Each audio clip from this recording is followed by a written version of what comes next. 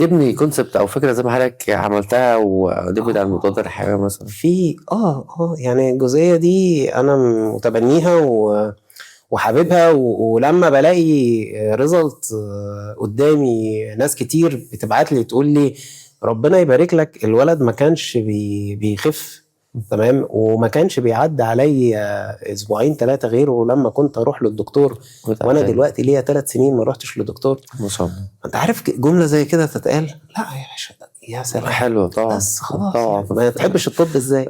لازم لازم تحب شغلك وتحب بس انت يبقى في امشي ورا هدفك، يعني تارجت حاجه، ما تعملش حاجه عشان ترضي بيها الناس. عمري ما هعمل حاجه عشان الام دي ترضى عني، تمام؟ لا خد بالك بيرجعوا لك والله. يعني انا الطفل اللي عنده حساسيه صدر مثلا، ده علاجه بخاخات، فهو في معتقد عندنا ان البخاخات دي مخدرات. فاللي هو ايه ده بخاخه وكورتيزون ازاي؟ فاللي هو ايه، لا ما تكتبلوش بخاخه ولا كورتيزون، اكتب له اي حاجه تاني. والله هو علاجه بخاخه، هو العلاج. لا ما انا مش هديله بخاخه وانا مش هكتب له غير بخاخه. تمام، فمعلش ارن الجرس، تمام، معلش رجع الكشف، تمام.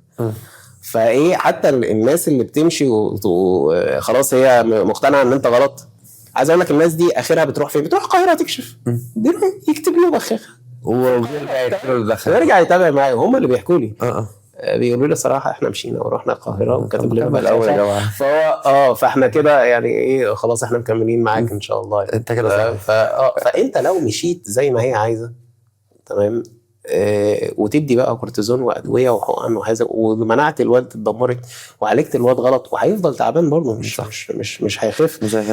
هي كده ما استفادتش حاجه، تمام. وانت برضه من جواك عملت حاجه غلط وانت عارف ان انت عملت حاجه غلط، تمام. طب وليه في الاخر رجع لك؟ يعني ما تقولش ان ده صحيح برضه دكتور ابراهيم. بيعرف الصح وبيرجع لك في الاخر، وده كتير. فما تمسكش في حد يعني انت اعمل الصح، والله اعمل الصح وربنا هيبارك لك، ونفس الاشخاص اللي سابتك، تمام، هي اللي هترجع لك وهتجيب لك ناس بعد كده، صح. لان الناس دي لما بتحكي قصتها، تمام، ان انا رحت وكتب لي ورحت القاهره ولقيت نفس العلاج بتاعه ورحت رجعت له تاني، فخلاص بقى انا ايه اللي يوديني القاهره؟ صح، تمام. بس فلا ما او ان الطفل اتعالج من غير مضادات حيويه وبتاع ورجع الدنيا كويسه.